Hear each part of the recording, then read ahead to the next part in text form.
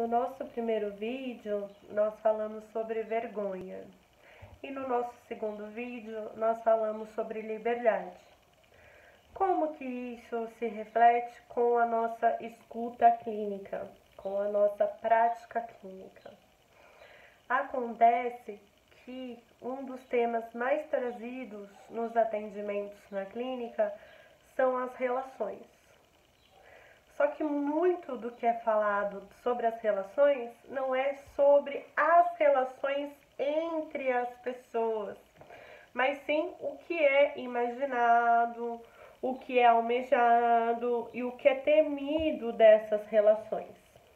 E no campo do que é temido, nós temos bastante forte a influência deste olhar do outro, desta questão, como quem me olha me vê, como eu sou para o olhar de quem me olha.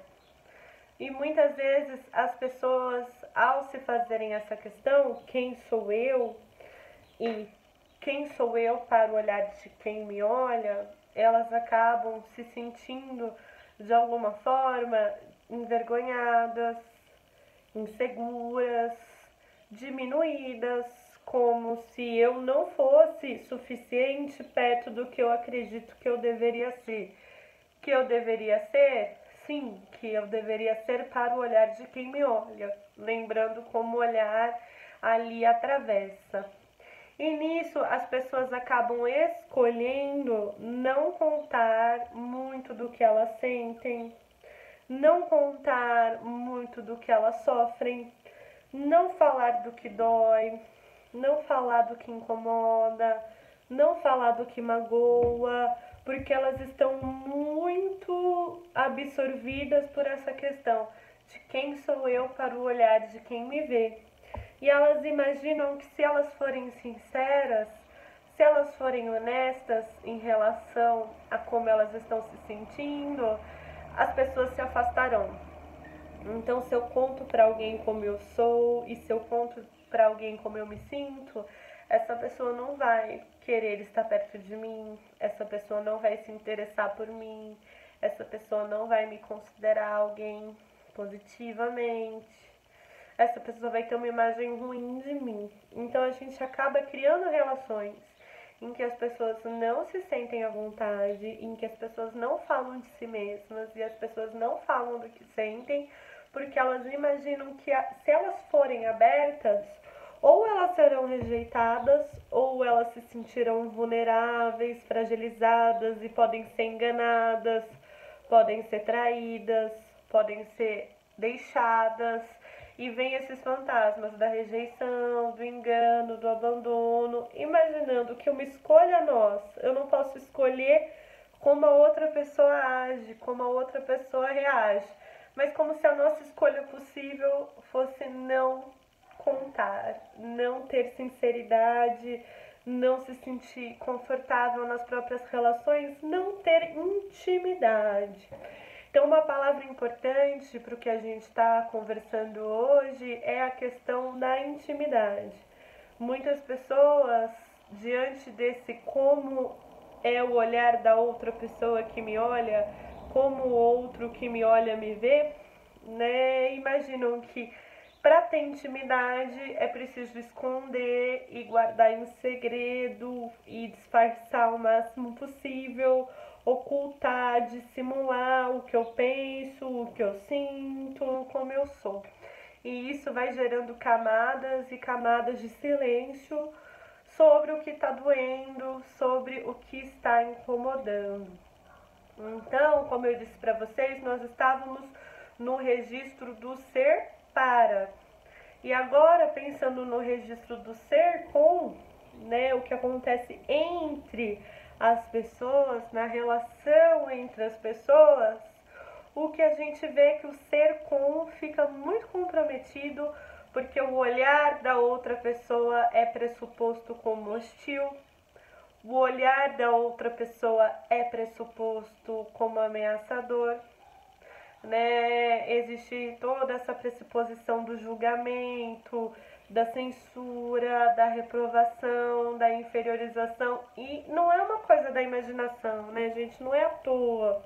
É porque muitas das nossas relações, desde a infância, desde relações familiares, relações escolares, a gente tem muito exemplo de como as pessoas podem ser cruéis, podem fazer comentários agressivos, podem ser discriminatórias e excludentes. Eu não estou dizendo que isso é ficção, que é fantasia, mas que o fato de ter vivido relações onde houve inferiorização, rejeição, discriminação, julgamento, acaba se trazendo um pressuposto de que sempre quem me olha dessa posição de julgar, de censurar, de inferiorizar.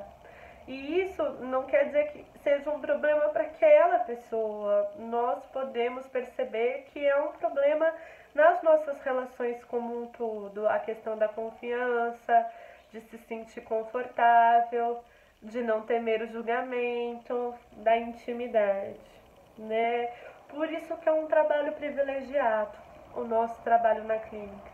Porque nós vamos trabalhar com esse material que é tão importante na vida das pessoas e que anda tão escondido, tão deixado de lado, tão uma ideia de que a melhor coisa que você pode fazer é se esconder. A melhor coisa que você pode fazer é disfarçar ao máximo o que você sente, as suas fragilidades, as suas vulnerabilidades.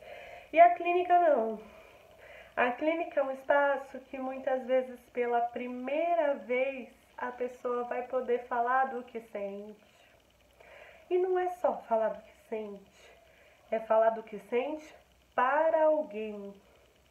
E não é falar do que sente apenas para alguém, mas com alguém. Com alguém que está ouvindo, com alguém que se importa, com alguém que busca essa escuta sensível, atenta, cuidadosa, com alguém que não vai julgar. E às vezes a pessoa vai passar por isso pela primeira vez, de falar de si, sem acreditar que para ser aceita ela precisa se esconder, sem acreditar que para ser aceita ela precisa disfarçar, que ela precisa mentir, que ela precisa silenciar, abafar elementos sobre si. E então pode ser a primeira vez em que a pessoa vai acabar descobrindo como ela é, como ela pode ser, como ela age e como ela pode agir quando ela se sente ouvida, quando ela se sente compreendida e quando ela se sente aceita.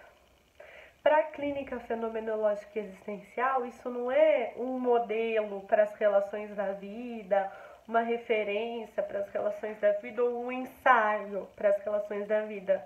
Não, é uma relação da vida e uma relação importante. Não é uma relação que ela imagina como seria se ela fosse aceita. Não, é uma relação em que ela é aceita. Não é uma relação em que ela imagina como seria se houvesse intimidade. Não, é uma relação em que há intimidade. Então, a relação terapêutica é uma oportunidade de viver uma relação em que há confiança, em que há respeito, em que há reconhecimento e que há honestidade. Por isso que a perspectiva fenomenológica e existencial prioriza tanto que nós, terapeutas, também sejamos o mais sinceros e honestos possíveis. Porque mesmo quando uma pessoa está diante de uma conquista, né, outras pessoas podem saber que é uma conquista, que é uma coisa boa, mas na terapia, muitas vezes, somos só nós que sabemos o quanto é importante para aquela pessoa, o que ela precisou vencer em si mesma para fazer as escolhas que ela fez, o que ela precisou trabalhar nos próprios sentimentos e emoções para agir da forma como ela escolheu agir, né? Então, para trabalhar essas escolhas, a terapia é uma escolha também. A terapia é uma escolha por uma relação de confiança, por uma relação de reconhecimento e sim, uma relação de intimidade.